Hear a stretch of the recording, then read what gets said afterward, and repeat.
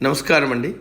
భగవద్గీతలో నేడు 17వ అధ్యాయము శ్రద్ధాత్రయ విభాగ యోగమునందు 14వ శ్లోకము తాత్పర్యం వినిపిస్తున్నది మీ విజయభాస్కర్.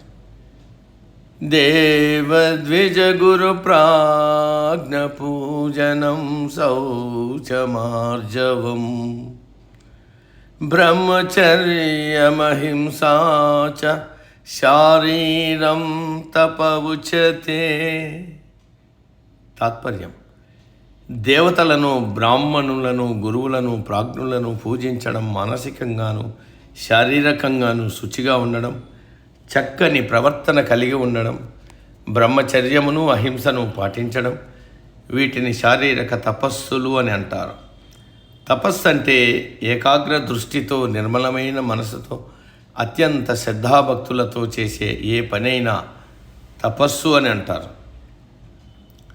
తపస్సులు 3 రకాలుగా, మామూలుగా 3 గుణములతో అన్నీ విభజిస్తుంటారు. అంటే సాత్విక, రాజసిక, తామసిక లక్షణాలతో విభజన జరుగుతుంది. ఇక్కడ మాత్రం శారీరక, వాచక, మానసిక అనే కారణముల కంటే ఉపకరణములతో చేయడం.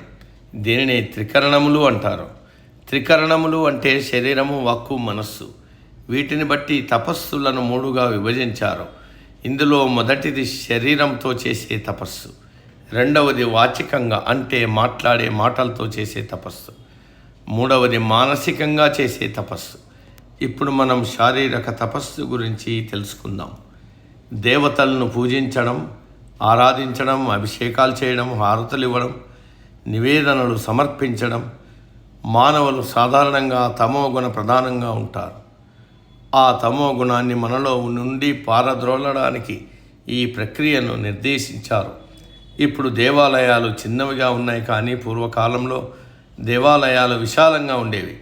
ఒకసారి ప్రదక్షిణ చేస్తే 1 కిలోమీటర్ అవుతుంది. అందుకని ఉదయమే లేచి స్నానం చేసి దేవాలయానికి వెళ్ళడం, ప్రదక్షిణలు చేయడం, పరమాత్మను దర్శించుకోవడం, పూజించడం, ప్రసాదం తీసుకోవడం ఒక తపస్సుగా చేయమన్నారు.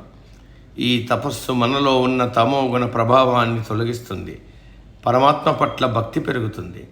తర్వాత తపస్సు బ్రాహ్మణులను, బ్రహ్మజ్ఞానం కలవారిని పూజించడం, ఆదరించడం, సత్కరించడం, గురువులను గౌరవించడం, పూజించడం, శరీరాన్ని ఎల్లప్పుడూ పరిశుభ్రంగా ఉంచుకోవడం, ఎటువంటి కపట స్వభావము, కుటిలత్వము లేకుండా మంచి ప్రవర్తన కలిగి ఉండడం, అనుకున్నది చెప్పడం, చెప్పింది చేయడం, బ్రహ్మచర్య వ్రతాన్ని పాటించడం, ఇతరులు మనసుకు కానీ శరీరానికి కానీ ఎటువంటి హింస చేయకపోవడం, ఇవన్నీ శారీరక తపస్సులు అని అంటారు. వీటిని వివరంగా తెలుసుకుందాం. దేవద్విజ గురు ప్రాజ్ఞ పూజనం అంటే దేవతలను, పెద్దలను, బ్రాహ్మణులను, గురువులను, పండితులను పూజించడం. శారీరక తపస్సు పెద్దలను పూజిస్తే, ఆదరిస్తే, గౌరవిస్తే మనల్ని మనం గౌరవించుకున్నట్టే. గురువులను, పండితులను పూజిస్తే వారు మనకు చక్కని మార్గాన్ని చూపుతారు. దేవతలు, పెద్దలు, గురువులు ఆశీర్వాదాలు ఉంటే జీవితం సాఫీగా గడిచిపోతుంది. వారిలో ఉన్న అహంకారము, గర్వము నశించిపోతాయి. కోపము తగ్గిపోతుంది. భగవంతుని చేరుకోవాలనుకునే వారికి ఈ శారీరక తపస్సు ఎంతో ముఖ్యం. ఇక్కడ ద్విజుడు అనే పదం వాడారు.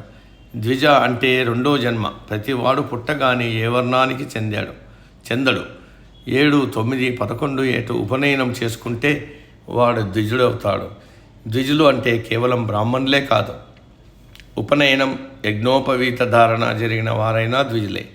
ఉపనయనం ఒక సంస్కారం, తంతు కాదు. ఈనాడు ఉపనయనం పెళ్లికి ముందు ఒక తంతులాగా జరిపిస్తున్నారు. తర్వాత శౌచం అంటే కేవలం శరీర శుభ్రతే కాదు, మనసు కూడా నిర్మలంగా, పరిశుభ్రంగా ఉంచుకోవాలి. చెడు భావనలు, మలినమైన ఆలోచనలు మనసులోకి రానీయకూడదు.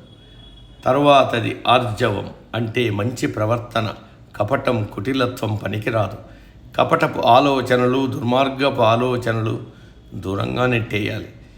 దీనినే సానుకూల దృక్పథం అంటారు. ఎప్పుడూ మంచిగా ఆలోచించాలి, మంచిగా ప్రవర్తించాలి. తర్వాతది బ్రహ్మచర్యం. ఈ పదానికి మనకు ఒక రూఢి అర్థం ఉంది. పెళ్లి కాని వాడు బ్రహ్మచారి. వాడు ఎంతమందితో తిరిగినా వాడిని బ్రహ్మచారి అంటారు. అది తప్పు భావన. బ్రహ్మయందు అంటే ఆత్మయందు చరించేవాడు ఆత్మ జ్ఞానము కలవాడు బ్రహ్మచారి. మరొక అర్థం చెప్పుకోవాలంటే గురువు దగ్గర విద్య నేర్చుకునేటప్పుడు పాటించేది బ్రహ్మచర్యం. గృహస్థు కూడా బ్రహ్మచర్య నిష్టను పాటించవచ్చు. కేవలం తాను శాస్త్రోక్తంగా వివాహమాడిన భార్యను తప్ప పరాయి స్త్రీని కన్నెత్తి కూడా చూడని గృహస్థును కూడా బ్రహ్మచారి అనొచ్చు. కాబట్టి కపట బ్రహ్మచర్యం కాకుండా నిజమైన బ్రహ్మచర్యాన్ని పాటించాలి. తరువాత ఆఖరిది అహింస, అంటే సాటి మానవులను ప్రాణులను హింసించకపోవడం. అహింస అంటే శారీరక హింసయే కాదు, మానసిక హింస కూడా హింస కిందికే వస్తుంది. ఇతరుల మనసుకు కష్టం కలిగించే మాటలు మాట్లాడటం కూడా హింస కిందకే వస్తుంది. కాబట్టి ఎదుటివారి శరీరానికి కానీ మనసుకు కానీ హింస కలిగించకుండా ప్రవర్తించడం అహింస. ఈ లక్షణాలు ఉంటే దానిని శారీరక తపస్సు అంటారు. నేటికి సమాప్తం. తదుపరి శ్లోకం రేపటి రోజు. సర్వే జన సుఖీనో భవంతు. అందరూ బాగుండాలి, అందులో మనం ఉండాలి.